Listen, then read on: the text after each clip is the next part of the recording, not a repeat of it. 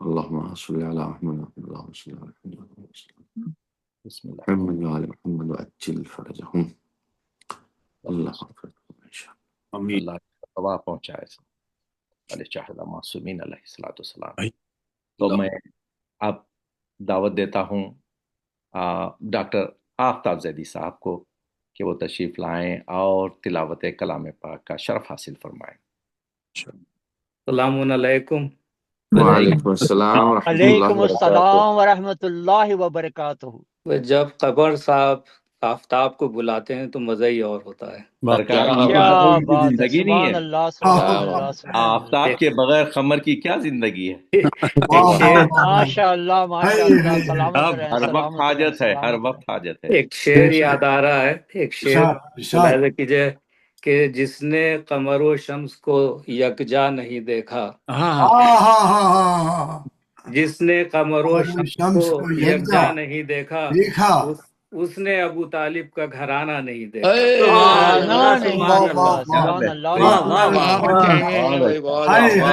سبحان اللہ ماشاء سبحان اللہ اللہ۔ ماشاء اللہ۔ اعوذ باللہ من الشیطان الرجیم، بسم اللہ الرحمن الرحیم۔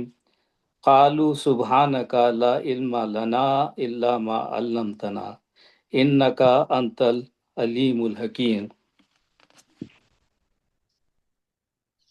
قال یا آدم انبئهم باسمائهم فلما انباهم باسمائهم قال علم اقل لكم انی عالم غیب السماوات والارض وعالم ما تبدون وما کنتم تکتمون وَإِذْ قُلْنَا لِلْمَلَائِكَةِ اسْجُدُوا لِآدَمَ فَسَجَدُوا إِلَّا إِبْلِيسَ أَبَى وَاسْتَكْبَرَ وَكَانَ مِنَ الْكَافِرِينَ وَقُلْنَا يَا آدَمُ اسْكُنْ أَنْتَ وَزَوْجُكَ الْجَنَّةَ وَكُلَا مِنْهَا رَغَدًا حَيْثُ شِئْتُمَا وَلَا تَقْرَبَا هَٰذِهِ الشَّجَرَةَ فَتَكُونَا مِنَ الظَّالِمِينَ فَأَزَلَّهُمَا الشَّيْطَانُ عَنْهَا فَأَخْرَجَهُمَا مِمَّا كَانَ فِيهِ وَقُلْنَا اهْبِطُوا بَعْضُكُمْ لِبَعْضٍ عُدُوٌّ وَلَكُمْ فِي الْأَرْضِ مُسْتَقَرٌّ وَمَتَاعٌ إِلَىٰ حِينٍ فَتَلَقَّىٰ آدَمُ مِنْ رَبِّهِ كَلِمَاتٍ فَتَابَ عَلَيْهِ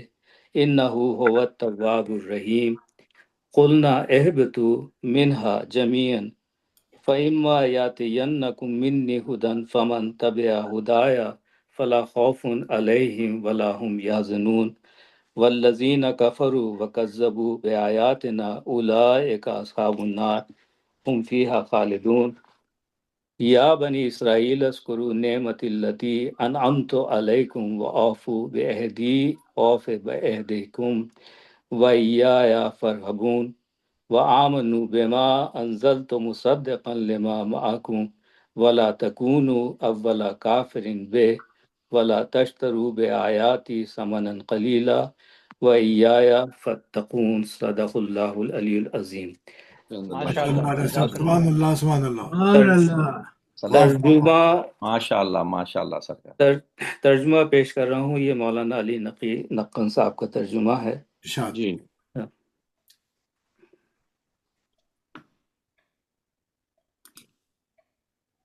انہوں نے کہا تو ہر برائی سے دور ہے، ہمیں تو سوا اس کے جو تو نے ہمیں بتا دیا اور زیادہ کچھ علم نہیں ہے، یقیناً تو بڑا جاننے والا مناسب ہی کام انجام دینے والا ہے۔ اس نے ارشاد کیا اے آدم تم انہیں ان لوگوں کے نام بتا دو۔ تو جب انہوں نے ان کے نام انہیں بتا دیے تو اس نے فرمایا کہ کیا میں نے تم سے نہیں کہا تھا کہ میں آسمان اور زمین کے چھپے ہوئے رازوں کو جانتا ہوں، اور میں وہ بھی جانتا ہوں جو تم ظاہر کرتے ہو اور وہ بھی جو تم دلوں میں چھپائے ہوئے تھے۔ اور جب ہم نے فرشتوں سے کہا کہ آدم کو سجدہ کرو تو ان سب نے سجدہ کیا مگر ابلیس نے نہ کیا، اس نے انکار اور تکبر کیا اور وہ کافروں میں سے تھا۔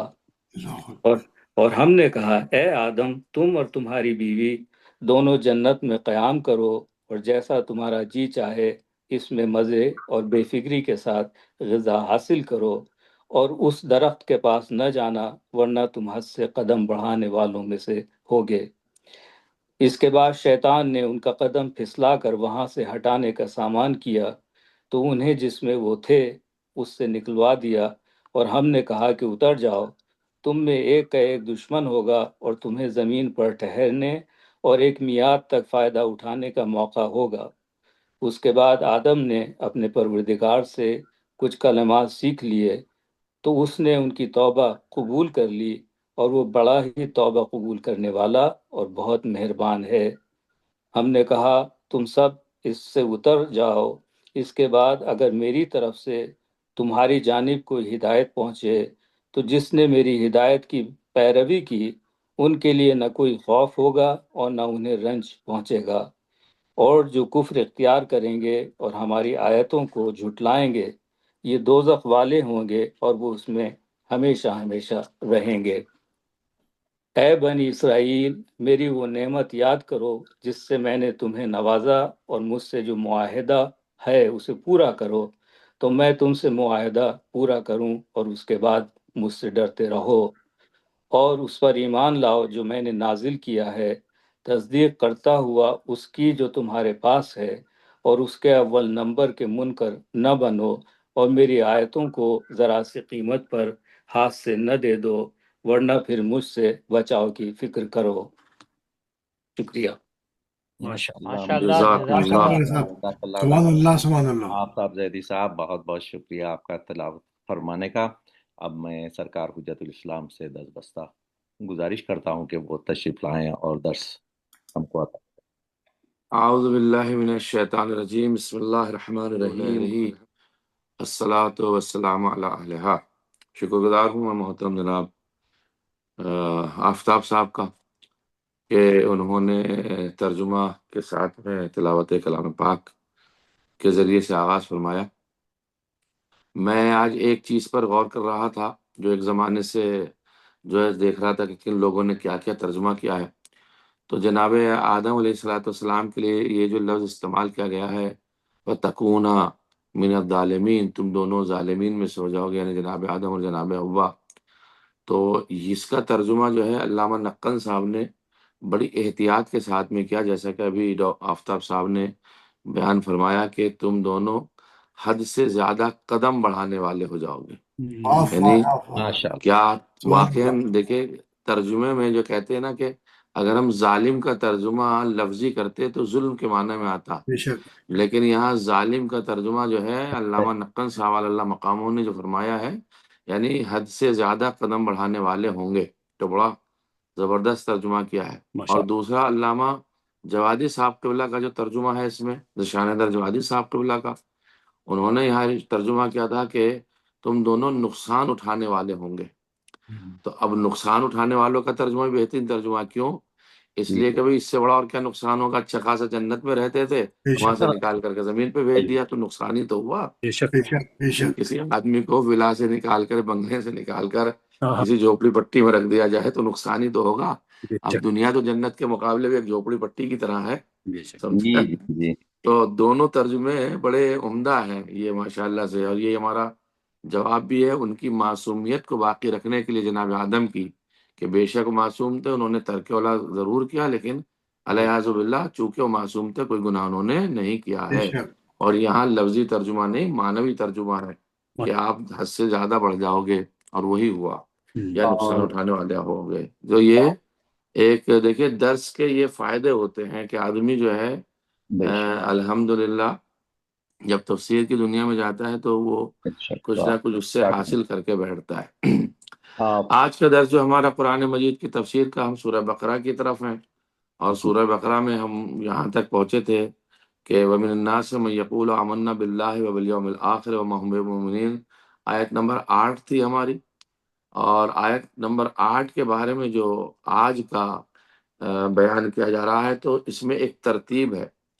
پہلے آپ نے دیکھا مومنین اور متقین کی ایک صفات بیان کی سورہ کے اندر، اس کے علاوہ پھر دوسرے لوگوں کے صفات بیان کیے۔ اب تیسرا گروہ جو تھا وہ منافقین کے بارے میں بیان ہو رہا ہے۔ یعنی ایک قرآن مجید کا ایک سیکوینس ہے، ایک ترتیب ہے، اس کے اعتبار سے باتوں کو بیان کیا جا رہا ہے، متقین، مومنین اور منافقین۔ تیسرے مرحلے میں منافقین کے بارے میں جو ہے آج بحث کی جائے گی۔ زیر نظر آیت منافقین کے سلسلے میں مکمل اور بہت پرمغز تشریح کی حامل ہے، جو کہ اس میں صاف صاف منافقین کی باتوں کو بتایا گیا۔ اگر محترم جناب غضنفر صاحب آیت نمبر 8 لے آئیں اپنی اسکرین پر شور تو بہتر ہوگا۔ انشاءاللہ۔ جی، تو پہلے تو نفاق کی تفسیر بیان ہوئی۔ بعض لوگ ایسے ہیں جو کہتے ہیں کہ ہم خدا اور قیامت پر ایمان لائے۔ بعض افراد ایسے ہیں کہ جو کہتے ہیں اس سے اوپر جی تھوڑا سا وَمِنَ النَّاسِ مَن يَقُولُ آمَنَّا بِاللَّهِ وَبِالْيَوْمِ الْآخِرِ، یہ دیکھا بعض لوگ ایسے ہیں جو کہتے ہیں کہ ہم خدا اور قیامت پر ایمان لائے ہیں، حالانکہ ان میں ایمان ہے ہی نہیں، یعنی اصل ایمان ہی نہیں۔ تو اس کا مقصد یہ ہوا کہ انسان کا زبانی دعویٰ انسان کو قبول نہیں کرنا چاہیے سبحان کہ اللہ۔ میں ایسا ہوں، میں ویسا ہوں، میں نے یہ کر دیا، نہیں۔ اب ان کی وہ دلیلیں دیں گے آگے چل کر کے کہ صرف یہ کہہ دینا کہ ہم اسلام لے آئے ہیں تو یہ بات ان کی صحیح نہیں ہے، حالانکہ ان میں ایمان ہی نہیں ہے۔ وَمِنَ النَّاسِ مَن يَقُولُ آمَنَّا بِاللَّهِ وَبِالْيَوْمِ الْآخِرِ وَمَا هُم بِمُؤْمِنِينَ، منع کر دیا، نہیں بھائی تم تو ایمان ہی نہیں رکھتے۔ کیوں؟ وہ اپنے اس عمل کو ایک قسم کی چالاکی اور ایک عمدہ ٹیکنک سمجھتے ہیں، اور وہ یہ چاہتے ہیں کہ اپنے اس عمل سے خدا اور مومنین کو دھوکہ دے دیں۔ وہ یہ چاہتے تھے کہ ہم اللہ کو دھوکہ دیں کہ ہم ایمان لے آئے ہیں، حالانکہ منع کر دیا گیا یخادعون اللہ والذین آمنوا، حالانکہ وہ صرف اپنے آپ کو دھوکہ دیتے ہیں لیکن وہ سمجھتے نہیں ہیں اس بات کو۔ بھائی دھوکہ انسان کس کو دیتا؟ وہ حدیث مشہور ہے جو امام معصوم کی طرف ہے، جو منسوب ہے امام کی طرح کہ ما لبس علیہ، میں نے کبھی اپنے نفس کو دھوکہ نہیں دیا تو اب مجھے کوئی دھوکہ نہیں دے سکتا۔ سبحان اللہ۔ یعنی اپنے ہی پاس سے ہے سب کچھ، جو ہے جو کچھ بھی ہے عالم ہستی میں پہلے خود ہوں۔ سبحان اللہ۔ جب میں پہلے خود ہوں تو اپنے ہی وجود سے معرفت کے معیار کو بڑھانا ہے۔ واہ واہ واہ واہ واہ واہ۔ میں کیا ہوں، میں کیا ہوں؟ جب میں یہ ہوں تو پھر خالق کیسا ہے، اللہ، خالق کیسا ہے، خالق کیسا، معرفت کا معیار اپنے سے بڑھانا ہے۔ بھائی اپنے مسائل کو وہ خود جانتے ہی نہیں کہ وہ کیا ہیں، انہیں معلوم ہی نہیں ہے کہ وہ کیا ہیں، وہ صرف اپنے کو دھوکہ دیتے ہیں لیکن سمجھتے ہی نہیں ہیں۔ وما یخدعون الا انفسهم وما یشعرون، وہ تو اس بات کا شعور ہی نہیں رکھتے ہیں، وہ تو انہیں تو عقل ہی نہیں ہے کہ تم اپنے آپ کو دھوکہ دے۔ وہ سوچ رہے تھے جس طرح لوگوں سے بات کر لیں، دلوں کو راز کو نہیں جانتا ہے، نہیں جانتے لوگ، اسی طریقے سے ہم اللہ سے بھی کہہ دیں گے کہ ہم تو تجھ پہ ایمان لائے ہیں۔ اب انہیں یہ کیا معلوم تھا؟ ابھی محترم جناب آفتاب صاحب نے جو تلاوت فرمائی اس میں وہی آیت پائی تھی، خداوند عالم جو ہے وہ غیب کی باتوں کو بھی جانتا ہے، تو جب وہ غیب کی باتوں کو جانتا ہے تو کیا وہ دل کی باتوں کو نہیں جانتا ہوگا کہ تم کون سا اسلام لے کر کے آئے ہو؟ ہمارا جو معیار ہے سب سے بڑا وہ یہی تو ہے، ہر ایک کو کہ وہ رسول پر ایمان لے آیا، رسول پر اسلام لے آیا، ہم ہر ایک کو نہیں مانتے۔ ہم یہ دیکھتے ہیں، بات تفسیر میں آگے آ کر آئے گی کہ آیا اس کی زبان اور اس کا عمل ایک ہے کہ نہیں۔ اگر زبان مطابقت کرتی ہے عمل سے تو وہ صاحب ایمان ہے، اگر زبان مطابقت نہیں کرتی ہے عمل سے تو صاحب نفاق ہے۔ اور یہی ہمارا سب سے بڑا امتیاز ہے مذہب تشیع کا، رسول اللہ کے ساتھ ہونے کا۔ اگر ہم نے رسول اللہ کے ساتھ زبان کے ساتھ ساتھ ان کے ساتھ میں عمل کر کے دکھایا ہے، انہوں نے اگر کہا ہے من کنت مولا فہذا علی مولا، تو ہمیں مولا ماننا ہے۔ انہوں نے اگر کہا ان الحسن والحسین سیدہ شباب اہل الجنہ، تو ہمیں ماننا ہے، یعنی زبان سے نہیں، ہمیں مان کے دکھانا ہے کہ ہاں یہ ہیں۔ واہ واہ واہ واہ واہ۔ اور تفسیر کس بات کا درس دیتی ہے ہمیں؟ اس کے بعد آپ اگلی آیت میں دیکھیں۔ اب میں چونکہ قرآن مجید کی تفسیر تو سال لگ جاتے ہیں آیت اعظام کو پوری تفسیر بیان کرنے میں، تو میں سرخیہ صرف آپ کی خدمت میں زیادہ تر پیش کیا کروں گا۔ اس کے بعد اگلی آیت میں قرآن اس حقیقت کی طرف اشارہ کرتا ہے کہ نفاق در حقیقت ایک قسم کی بیماری ہے۔ بیماری، نفاق جو ہے یہ ایک بیماری ہے، کیونکہ صحیح سالم انسان کا صرف ایک چہرہ ہوتا ہے، اس کے جسم اور روح میں ہم آہنگی ہوتی ہے۔ سمجھ رہے ہیں آپ؟ آواز آ رہی میری آپ ذرا؟ بہترین، جی ماشاء اللہ جی، ماشاء اللہ ماشاء اللہ، السلام علیکم۔ اس کے جسم اور روح میں ہم آہنگی ہوتی، یعنی جو اس کا جسم کہہ رہا ہے عملی طور سے، اس کی روح بھی وہی کہنی چاہیے، واہ کیونکہ ظاہر اور باطن، جسم اور روح ایک دوسرے کی تکمیل کرتے ہیں۔ کیا جملے ہیں، روایات، حدیث کے ملاحظہ فرمائیے جانے تین گرامی۔ پھر اچھا سے میں آپ کی خدمت میں ایک بات پیش کروں، کیونکہ نفاق در حقیقت ایک قسم کی بیماری ہے۔ کیوں؟ کیونکہ صحیح سالم انسان کا صرف ایک چہرہ ہوتا ہے، اس کے جسم اور روح میں ہم آہنگی ہوتی ہے، یعنی جسم اور روح ایک جیسی باتیں کرتا۔ جو اس کی روح ہوتی ہے تو روح جسم سے عمل کراتی ہے کہ اب تو عمل بھی تو واہ کر، واہ واہ واہ واہ واہ۔ وہ روح کہتی ہے کہ تو عمل کر کے دکھا، کیونکہ ظاہر اور باطن، جسم اور روح ایک دوسرے کی تکمیل کرتے ہیں۔ ماشاء ہائے اللہ جسم ہائے روح کی تکمیل کرے گا، روح جسم کی تکمیل کرے گی۔ جی واہ واہ اب واہ۔ اگر کوئی مومن ہے تو اس کا پورا وجود ایمان کی صدا بلند کرتا ہے۔ ماشاء اللہ ہاں ہاں ہاں ہاں ہاں۔ اگر کوئی مومن ہے واہ واہ تو اس واہ کا واہ۔ وجود پورے ایمان کی صدا بلند کرے گا، اور اگر ایمان سے منحرف ہے تب بھی اس کا ظاہر و باطن انحراف کی نشاندہی کرتا ہے۔ یہ تو جسم کی بات ہے، ہم تو چہرے کے آثار سے بتا دیتے ہیں علی والا ہے یا علی والا نہیں ہے۔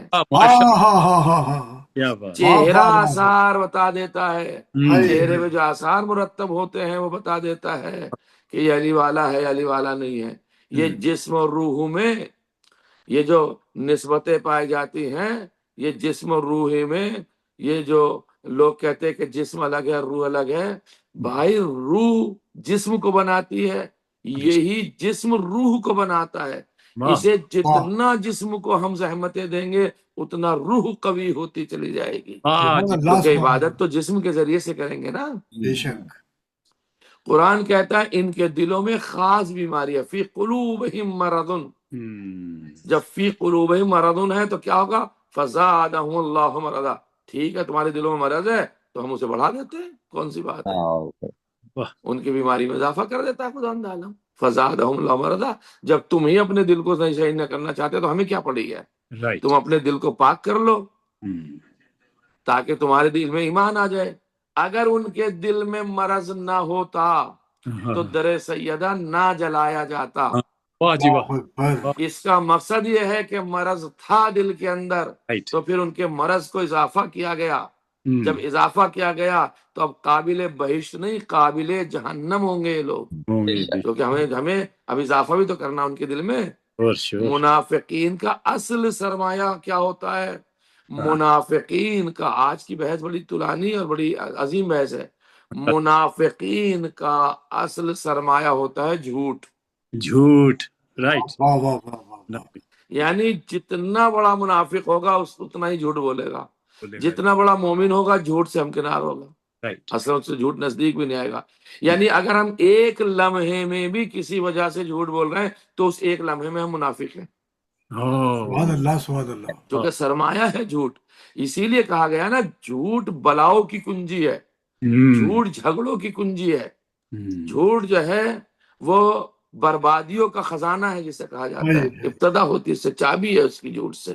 کیونکہ ایک مثال بڑی مشہور ہے نا، ایک جھوٹ کو چھپانے کے لیے 70 اور بولنے پڑتے ہیں۔ تو منافقین کا اصل سرمایہ کیا ہے؟ جھوٹ ہے۔ لہذا ان کی زندگی میں جو تناقضات رونما ہوتے ہیں وہ ان کی توجیہ کرتے رہتے ہیں، نہیں نہیں میری مراد یہ تھی، نہیں میری مراد وہ تھی۔ ارے بھائی ایسا کام کر کیوں رہے ہو جو مرادیں دنیا کو بتاتے پھر رہے ہو؟ بے شک۔ ضرورت کیا ہے؟ بھائی فرض کر لیجئے آپ نے مجھے کال کیا وہاں سے، اور میں نے آپ کا کال نہیں اٹھایا اور بچے نے میرا کال اٹھا لیا، اور اس بچے نے کہہ دیا کہ بابا گھر پہ نہیں ہے، تو یہ جھوٹ ہوا کہ نہیں ہوا؟ میں تو وہیں موجود ہوں، جھوٹ ہوا۔ اگر میں خود کال کر کے کہہ دوں حضور مجھے اس وقت ٹائم نہیں ہے، میں آپ سے بعد میں بات کر لوں گا، تو ایمان کی علامت بھی پوری ہو گئی، جھوٹ سے بھی بچ گئے، جی، اور مومن ناراض بھی نہیں ہونے کا سامنے والا ہے۔ تو یہ جتنے مرحلے میں جھوٹ آئے گا اتنے مرحلے میں نفاق بڑھتا چلا جائے گا۔ اس کا نتیجہ کیا ہوگا؟ ہم تمہیں یوں ہی چھوڑ دیں گے کہ تم نے جھوٹ بولا ہے، تم نے نفاق کا اعلان کیا، وَلَهُمْ عَذَابٌ عَلِيمٌ بِمَا كَانُوا يَكْذِبُونَ۔ ارے ہم تمہیں ان دروغ گوئیوں کی وجہ سے دردناک عذاب بھی تو دیں گے کہ تم نے جھوٹ بولا، چھوڑیں گے نہیں ہم تمہیں۔ کتنا دعوے کرتے ہو ہم رسول اللہ پہ اسلام لے آئے ایمان لے آئے، نہیں نہیں نہیں، ہم تو دلوں کے راز سے واقف ہیں۔ وَإِذَا قِيلَ لَهُمْ لَا تُفْسِدُوا فِي الْأَرْضِ قَالُوا إِنَّمَا نَحْنُ مُصْلِحُونَ۔ اچھا جب ان سے کہا جاتا ہے ارے بھائی زمین میں فساد مت مچاؤ، تو کہتے ہیں نہیں نہیں ہم تو اصلاح کر رہے ہیں، ہم تو اپنے تھے مصلح بتاتے ہیں، زمین پر فساد نہ، تو کہتے ہیں نہیں نہیں انما نحن مصلحون، ارے بھائی ہم تو اصلاح کر رہے ہیں۔ اچھا یہی تمہاری اصلاح ہے کہ دل میں کچھ اور زبان پہ کچھ، اسے اصلاح کہتے ہیں؟ نہیں، دل پہ کچھ زبان پہ کچھ، اسے اصلاح نہیں کرتے۔ اصلاح اسے کہتے ہیں جو زبان پہ ہو وہی دل میں ہو، جو دل میں ہو وہی زبان پہ ہو۔ بھلے سے میسم کو دار پہ چڑھا دیا گیا، لیکن جو دل میں تھا وہی کا علی علی علی علی علی علی کیا بات، کیونکہ صاحب ایمان تھے میسم، بے شک، زبان پہ، اسی لیے تو زبان کاٹی گئی تھی، کیونکہ دل میں جو تھا وہ کیفیتوں پہ آ رہا تھا صاحب ایمان کی۔ تو دل میں جو ہو وہی زبان پہ آنا چاہیے، جو زبان پہ وہی دل میں رہنا چاہیے۔ اور اس کے بعد اگلی آیت میں قرآن کہتا جان لو کہ یہ سب مفسد ہیں۔ واہ واہ واہ واہ واہ واہ، کیا کہنے، جھوٹا انہیں بتایا، مفسد انہیں قرآن نے بتایا، یعنی یہ مفسد ہیں، الا انہم هم المفسدون، ارے یہ تو مفسد ہیں، یعنی جھوٹ بولنے والے تو فسادی ہیں، یہ منافقین تو فسادی ہیں، ولکن لا یشعرون، لیکن انہیں تو شعور ہی نہیں ہے۔ یعنی کمال کی بات ہے میاں، جھوٹے یہ، مکار یہ، منافق یہ، فسادی یہ، پھر بھی کہتے ہیں پروردگار راضی ہو جا، راضی ہو جا۔ کمال کی بات ہے۔ یہ آیت اگر آپ دیکھو نا حقیقت میں، اگر اس دور میں، اگر اس آیت کریمہ کی تفسیر میں یہ بات کرنا چاہوں تو سیدھی پلٹ رہی ہے کچھ لوگوں کی طرف۔ قرآن کا تو معجزہ ہی یہ ہے کہ وہ اپنے ماقبل والوں کی طرف بھی پلٹاتا ہے، رہنے والے جو ہیں اس وقت بھی پلٹاتا ہے، اور آئندہ آنے والوں کی طرف بھی پلٹائے گا۔ یہی ایجاد قرآن ہے، واہ واہ واہ واہ واہ واہ، یہی تفسیر قرآن ہے، سمجھ رہے ہیں آپ؟ اور کیا، اللہ انہم، اچھا اب جب یہاں تک مالے تو جان لو اب ایسے لوگ ہیں کیا جو فاسد ہیں۔ اچھا ان کو پھر تیسرا ٹائٹل بھی دیا جا رہا، فاسد ہو گئے، جھوٹ بول لیا، نفاق کر لیا، مصلحت پسند تم ہو نہیں، تم نے جو ہے اتنے نقصانات کیے، تو ایک سند اور لیتے جاؤ ہم سے، وہ کیا، الا انہم هم الصفا ولکن لا يعلمون، بے وقوف ہیں، پاگل ہیں یہ لوگ، لیکن وہ اس بات کو بھی نہیں جانتے کہ ہم بے وقوف ہیں۔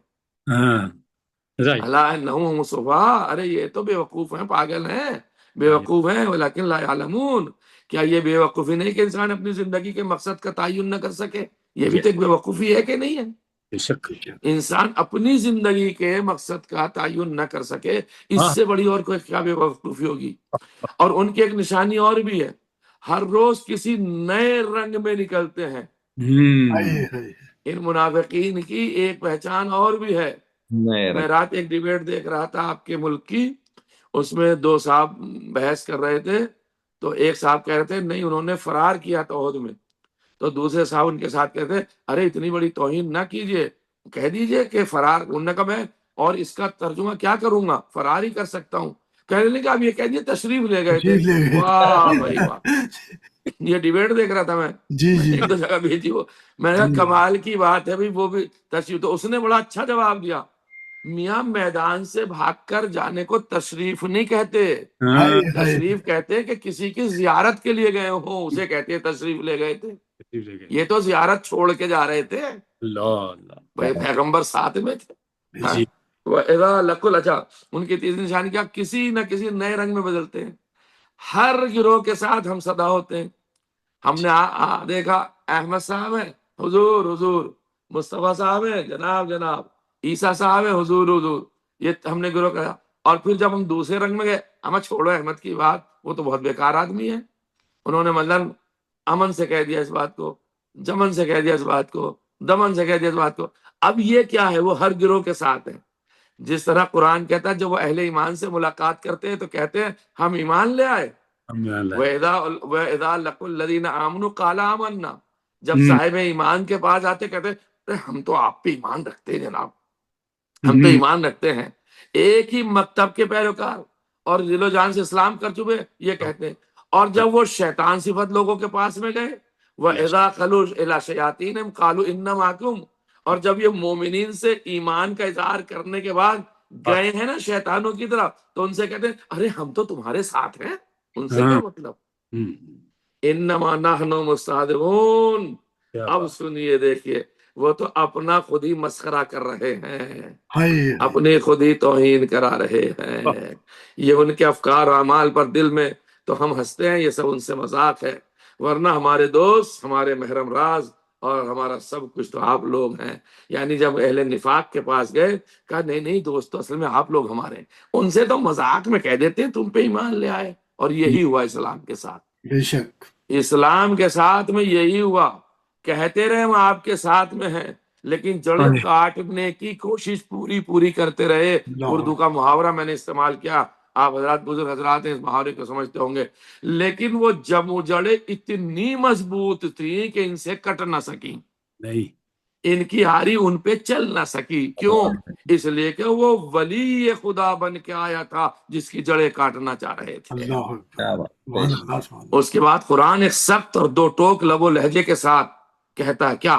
خدا ان سے تمسخر کرتا، یعنی خدا ان کا مذاق اڑاتا۔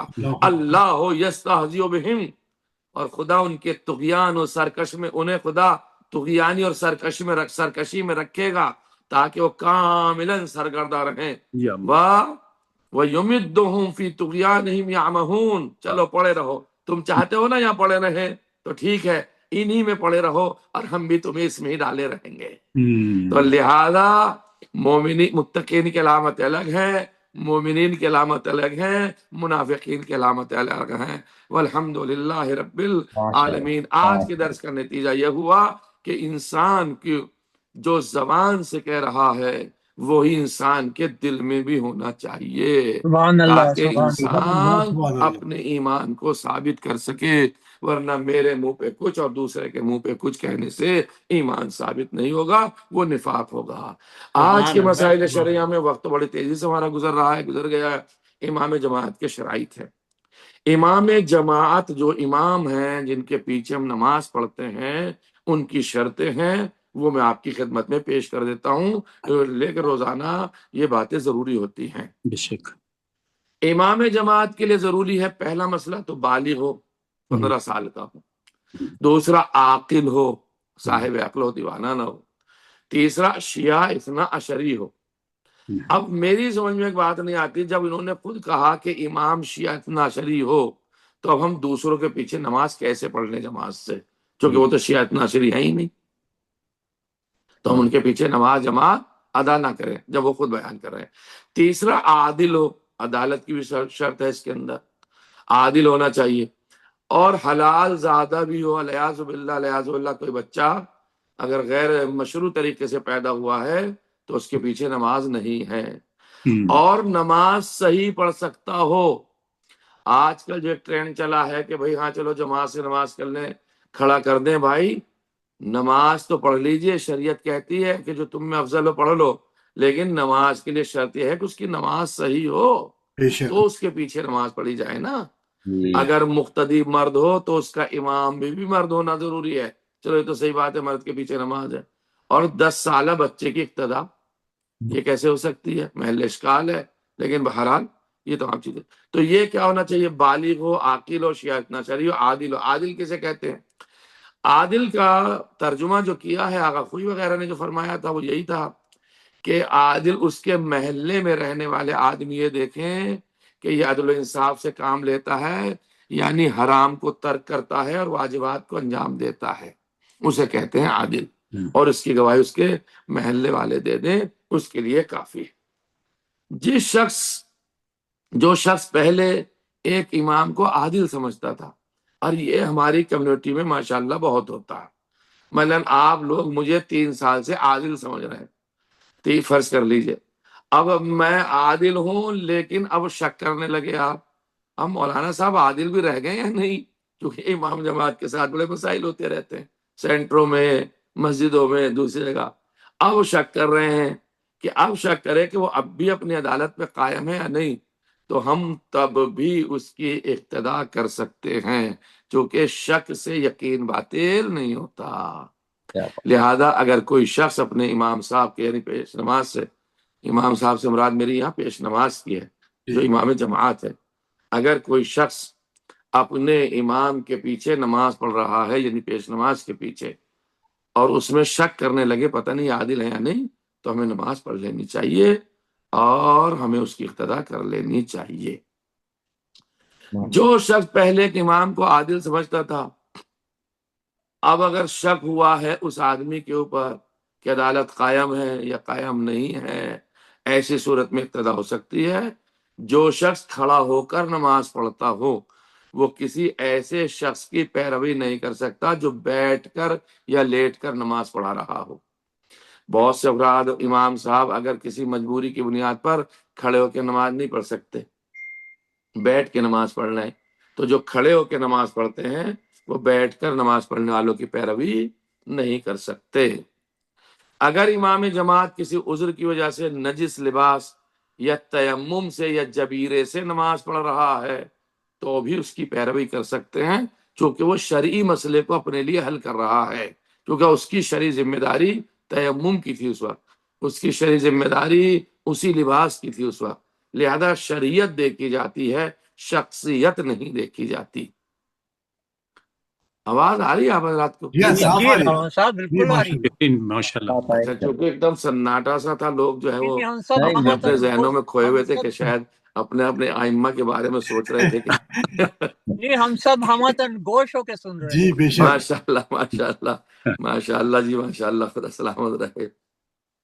ماشاء اب امام جماعت کے لیے اور ایک مسئلہ، بہتر ہے اگر امام کسی ایسی بیماری میں مبتلا ہو جی جس سے، اب یہ دیکھیں شرعی مسئلہ ہے، اگر امام کسی 1439واں مسئلہ پیش کر رہا ہوں، اگر کوئی امام کسی ایسی بیماری میں مبتلا ہو جس کی وجہ سے وہ یورین جو ہے اپنا روک نہ سکتا ہو، مثلا بہت سے لوگوں کو ڈراپ آتے رہتے ہیں، ایک جی بیماری جی کا اللہ نہ کرے کسی جی کو بے بیماری شک۔ ہو، تو اس کی پیروی کی جا سکتی ہے، یعنی اس کے پیچھے نماز پڑھ سکتے ہیں، چونکہ شرعی ذمہ داری اس کی پوری ہو رہی ہے۔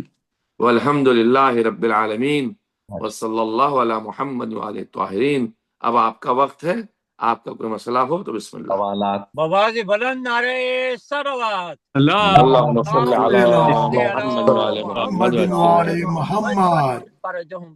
ڈاکٹر صاحب اگر یہ نکل جائے یہ جی، عربی یہ قرآن مجید کا جو درس تھا اسے ہٹا کر کے فوٹو پہ لے آئیے، ان پہ لے آئیے، تصویر پہ، ویڈیو پہ۔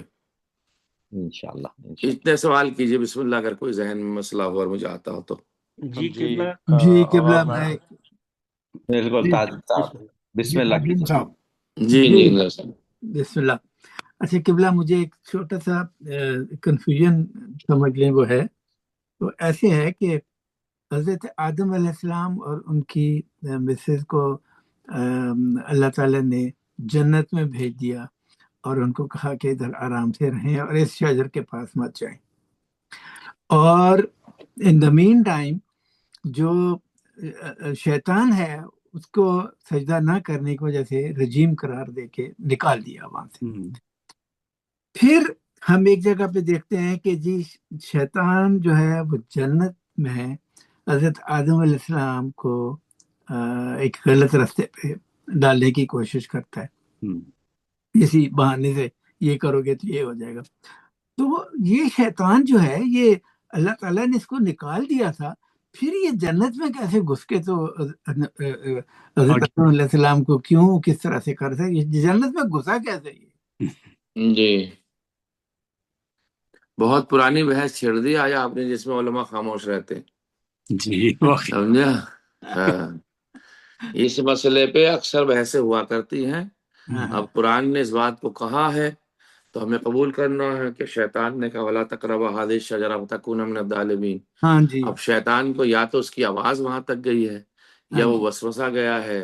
اب یہ شیطان آیا کیفیت ہے، جسم رکھتا ہے، یہ ملک ہے، یا آواز ہے، یا روح ہے، اس پہ ایک بحث ہوتی ہے جو انشاءاللہ ماہ مبارک رمضان کے بعد جب بحث کریں گے، کیونکہ ماہ مبارک رمضان میں نسبت دینا معصومین کی طرف، انبیاء کی طرف، اور کوئی غلط نسبت ہو جائے تو روزہ باطل ہو سکتا ہے، کیونکہ آپ کا تو ہوگا نہیں، آپ کے یہاں رات ہو رہی ہے اور میں ہوں روزے سے، میرے یہاں دن ہے، تو میں اگر کوئی نسبت دے پاؤں گا تو ذرا سا غیر مناسب ہوگا۔ تو بحث بڑی طولانی ہے، حالانکہ یہ بڑی پرانی بحث ہے کہ وہ کس طریقے گیا، لیکن قرآن نے صاف صاف کہا کہ وہ اضلہم الشیطان، دونوں کو شیطان نے جو ہے کچھ وسوسہ ان کے دل میں پیدا کرایا ہاں اور انہوں نے اس درخت کے قریب گئے، کھا لیا، تو اللہ نے ان کو نکال لیا، تکون من الظالمین، ہاں نقصان اٹھانے والے ہو گئے. ٹھیک ہے نا، یہ بالکل ہے. بات تو ہے مسلم. ہاں اور وہ ہوا کیسے، کیا ہوا، انشاءاللہ بعد میں بحث کریں گے. جی کوئی چل شرعی مسئلہ تفسیر سے ہٹ کر کے پوچھئے جو احکام سے متعلق ہو. جی یہ چلے عقیدے کی چلے بحث. میرا چل ایک سوال ہے. بس ٹھیک ہے ٹھیک ہے. جی میں جی ایک سوال پوچھ بس سکتا ہوں؟ جی دعا بسم اللہ. نہیں، بسم جی اللہ. جی اللہ صاحب، میں اکثر سفر کرتا ہوں تو بعض اوقات ایسا ہوتا ہے کہ یہاں سے تقریباً میں کوئی مغرب سے کچھ پہلے یا عصر کے بعد سفر شروع کرتا ہوں. گھر پہنچتے پہنچتے مجھے رات ہو جاتی ہے، 12 بج جاتے ہیں، اس طرح مڈ نائٹ سے اوپر ہو جاتا ہے. اس صورت میں مجھے نماز کیسے جہاز میں پڑھنی چاہیے نا؟ اگر میں جہاز میں پڑھوں یا تو آیا وہ میری پوری نماز ہوگی، قصر نماز ہوگی، یا کس طرح ہوگی وہ نا؟ جی ٹھیک ہو گیا مسئلہ آپ کا. جی بالکل. جی دیکھیے حضور، آپ کی دو صورتیں ہیں. پہلا تو آپ حضرات، آپ نے خود ارشاد فرمایا کہ میں اکثر سفر میں رہتا ہوں. تو پہلا مسئلہ تو یہ ہے کہ آپ کثیر السفر ہیں. اگر اکثر رہتے تو ہفتے میں 3-4 دن بھی اگر آپ سفر کرتے ہیں تو آپ کثیر السفر ہیں، یعنی 10 دن ایک جگہ ٹھہرتے ہی نہیں ہیں تو کثیر السفر ہیں. اس کا مسئلہ یہ ہے کہ کثیر السفر جو ہوتے ہیں، جن کا زیادہ ٹریولنگ ہوتی ہے، تو وہ جہاں بھی جائیں گے نماز پوری پڑھیں گے اور روزہ بھی پورا رکھیں گے. یعنی روزہ اور نماز ان کی قصر نہیں ہے. ایک مسئلہ تو ہو گیا یہ. دوسرا مسئلہ یہ ہے کہ میں جہاز میں نماز کیسے پڑھوں؟ میں اکثر 12 بجے تک گھر واپس رات کو آتا ہوں. اس میں آپ کے دو مسئلے. اگر آپ اپنی شرعی ذمہ داری پورا کرنا چاہتے ہیں تو آپ جہاز میں نماز پڑھ سکتے ہیں، اس طرف کو رخ کر کے، احتمال پیدا کر کے کہ قبلہ اس طرف ہے، تو آپ نماز اسی طرف پڑھ لیں، اپنی نماز کو قضا نہ ہونے دیں، کیونکہ نماز کا قضا کرنا صحیح نہیں ہے. آپ ایئر ہوسٹس سے معلوم کر سکتے ہیں قبلہ ویسٹ سائڈ کدھر ہے، مثال کے طور پر قبلہ کدھر ہے، یا آپ اپنی چیئر پہ بیٹھے ہوئے ہیں تو بھی آپ نماز پڑھ سکتے اسی چیئر پر، جتنا بھی ممکن ہو سکتا ہے. یعنی نماز کے آخری پوزیشن میں جتنا ممکن ہو سکتا ہے ہمیں نماز قضا نہیں کرنی چاہیے. ایک مسئلہ. دوسرا مسئلہ حضور اس میں یہ ہے کہ آپ کہہ رہے ہیں کہ میں اکثر 12 بجے یا 1 بجے تک پہنچ جاتا ہوں، تو نماز صبح کی اذان سے پہلے اگر آپ اپنے گھر پہنچ رہے ہیں تو آپ گھر بھی آ کے نماز پڑھ سکتے ہیں. وہ آپ کی نماز مغربین قضا نہیں ہے، کیونکہ اس میں گنجائش دی گئی ہے کسی مجبوری کی وجہ سے اگر انسان نماز کو مڈ نائٹ سے پہلے نہیں پڑھ سکا تو جب بھی پڑھے گا انشاءاللہ تعالیٰ قربت اللہ ادائی کی نیت سے پڑھے گا. دونوں مسئلے آپ کی خدمت میں پیش ہو. اچھا، اس میں ایک ٹھیک ہے جی اس میں ایک سیکنڈری سوال ہے. جی. اب بالکل اسی طرح کا ہی کہ ابھی ہم نے دسمبر میں ٹورانٹو سے ہم نے عراق جانا تھا، کربلا. جی تو رات کو ہم نے تقریباً 11 بجے سفر شروع کیا، جی اور کیونکہ آپ سن کے اگینسٹ جا رہے ہوتے ہیں تو آپ کو اندازہ نہیں ہوتا کہ آپ کس وقت جو ہے نا نماز فجر کا ٹائم ہو گیا اور کس جگہ پہ ہو گئے. جی تو اس صورت میں کیا کرنا چاہیے؟ جی اس میں ایک مسئلہ یہ ہے حضور، آج کل جو ڈیجیٹل سسٹم چلا ہے ایئر لائن میں، تو اس میں وہ ایک تو یہ بتاتے ہیں ہم کس کنٹری سے جا رہے ہیں، ٹھیک ہے نا، وہ اس بات کو بتاتے ہیں کہ اس وقت ہم کہاں سے عبور کر رہے ہیں.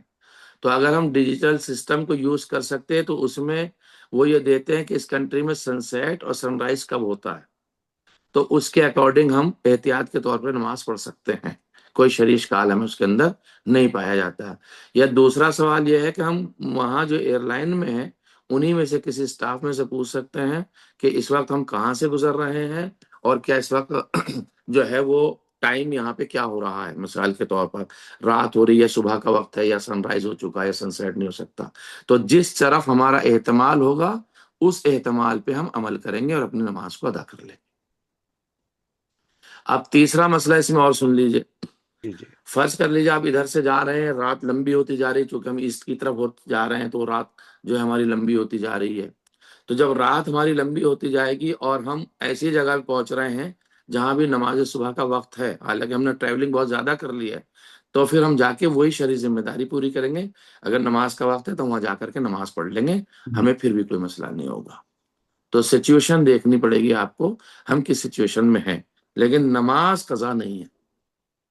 مطمئن ہے؟ جی ہاں جی بالکل. بہت جی شکریہ. یہ جی نقل ایک سوال ہے، بسم جیسا اللہ. آپ نے ابھی یہ بتلایا کہ پلین کے اندر آپ اندازہ لگائیں یا دیکھیں، تو جی میرے علم میں جہاں تک یہ تھا کہ پلین میں غالباً آپ کو قبلہ بھی دیکھنے کی غالباً ضرورت نہیں ہے، جی آپ ایسے چیئر پہ بیٹھے ہیں اسی سمت میں نماز پڑھ سکتے ہیں۔ جی جی جی جی جی ایسے ٹھیک ہے. ایسے ہی یہ آپ کا جو مسئلہ ہے وہ آخری والا ہے، جی یعنی جب کوئی آپشن نہ بچے ہمارے پاس میں اور رائٹ، ہماری نماز قضا ہو رہی ہو، تو آپ جس طرف چاہیں گے اس ایک طرف اپنی نماز ادا کر لیں تو شریعت کی ذمہ داری پوری ہو جائے گی. بٹ یہ کہ آپشن نہ ہو. اگر آپ کے پاس آپشن ہے نماز پڑھنے کا، جیسے وہ ڈور کے پاس جگہ خالی ہوتی ہے جی تو جی ہم نماز اپنا بلینکٹ جو ہے وہ لے کے بچھا کے، ہم تو ایسے ہی کرتے ہیں، ان سے رائٹ، بلینکٹ لیتے ہیں، اپنا والا جو بلینکٹ ہوتا ہے وہاں بچھا کے ان سے پرمیشن کے نماز پڑھ لیتے ہیں، ان سے پوچھ ماشاء بھی اللہ، لیتے ہیں کس ڈائریکشن میں ہم جا رہے ہیں. جی 4 ہی ڈائریکشن میں ہماری فلائٹ جانی ہے، جی جی ایسٹ میں جانی ہے، ویسٹ میں جانی ہے، ساؤتھ میں جانی ہے، نارتھ میں جانی ہے. اور فلائٹ کی ڈائریکشن تو ہمیں خوب معلوم ہوتی ہے کدھر سے جا رہے ہیں. تو اب جب ہمیں معلوم ہے ہم کس طرف جا رہے ہیں تو اس کے جو ہمارا قبلہ ہے اسی سائڈ ہم اپنی نماز پڑھ سکتے ہیں، کوئی شرعی اشکال نہیں ہے. لیکن اگر بالکل ہی آخری مومنٹ ہو، نماز قضا ہونے جا رہی ہو، تو آپ جس حالت میں ہیں اسی حالت میں آپ اللہ کی عبادت کر لیجئے، وہ بڑا کریم ہے، انشاءاللہ قبول فرمائے گا. ماشاء بہت بہت شکریہ، جی جزاک جی اللہ، جزاک اللہ۔ ویلکم. قبلہ جی ایک سوال میرا بھی تھا، جی بسم اللہ بھائی. مختصر سا سوال ہے۔ کیوں مختصر عابد بھائی، کیسی بات کر رہے ہیں آپ؟ بسم اللہ. آج بسم افطار اللہ. کے وقت گھر پہ یہ بات ہو رہی تھی، جی سفر کے لیے ظہر کی نماز کے بعد اگر سفر کیا جاتا ہے تو روزہ رکھا جا سکتا ہے، جی اور دوسرے دن واپسی جب ہو رہی ہے تو ظہر سے پہلے اگر واپس آ سکتے ہیں تو دوسرے دن کا بھی روزہ ہو سکتا ہے یا نہیں؟ جی ہاں ہو سکتا ہے.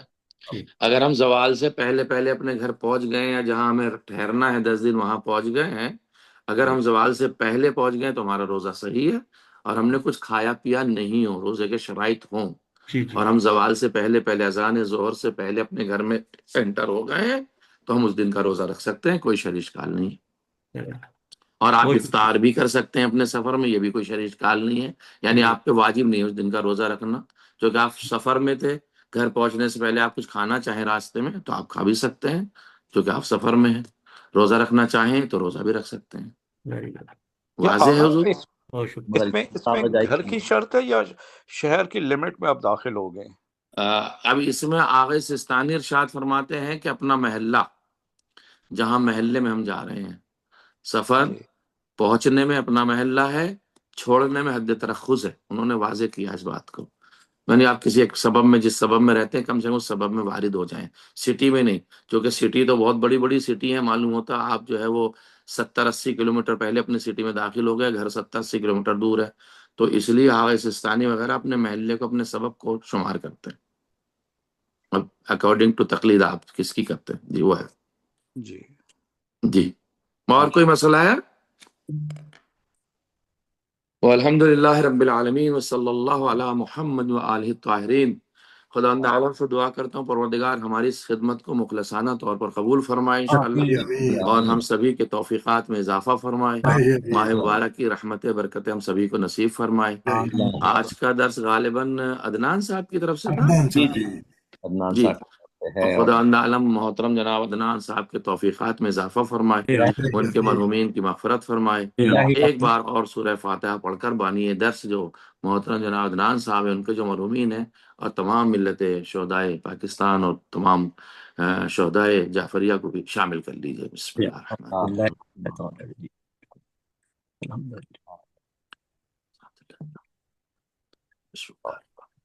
بسم اللہ. اللہم صل علی بسم اللہ. اللہم صلی علی محمد وعلی محمد وعجل فرجہم. دعا میں یاد فرمائیے گا. خدا حافظ. جزاک اللہ، جزاک اللہ۔ وعلیکم بہت السلام. بہت شکریہ سرکار، آپ کا بہت شکریہ. بہترین درس رہا، اور تمام مومنین اور مومنات کا بھی جو سن رہے ہیں یہاں اس میں، ان سب کا شکریہ. میں عدنان صاحب کی طرف سے یہ شکریہ ادا کرنا چاہتا ہوں، میں اپنی طرف سے شکریہ ادا کرنا چاہتا ہوں آپ سارے مومنین کا جو یہاں تشریف لاتے ہیں، پابندی سے لاتے ہیں، اور خصوصاً ڈاکٹر غضنفر جعفری صاحب کا، جنہوں نے یہ شمع روشن فرمائی ہے اور ہم سب پروانے ان کے اطراف میں رہتے ہیں. جزاک اللہ۔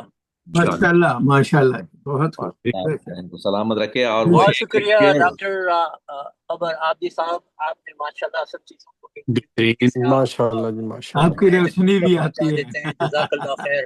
سرکار اللہ آپ سب کو سلامت رکھے اور آمین آمین لاہی اسلام وعلیکم آپ سب کے عبادات سے پوروں باتوں پہلے سے بتا السلام علیکم ورحمۃ اللہ وبرکاتہ. پہلے مولا جمعہ پائنتن اور پاک پہلے سب کو اپنے الہی وقت کے امام کے حفظ و مان میں رکھے جناب مولا. آمین. خدا حافظ خدا حافظ. اللہ حافظ جی فی ایمان. السلام علیکم ورحمۃ اللہ. وعلیکم السلام. خدا حافظ. شب بخیر. اللہ حافظ. اللہ حافظ. اللہ حافظ. اللہ حافظ.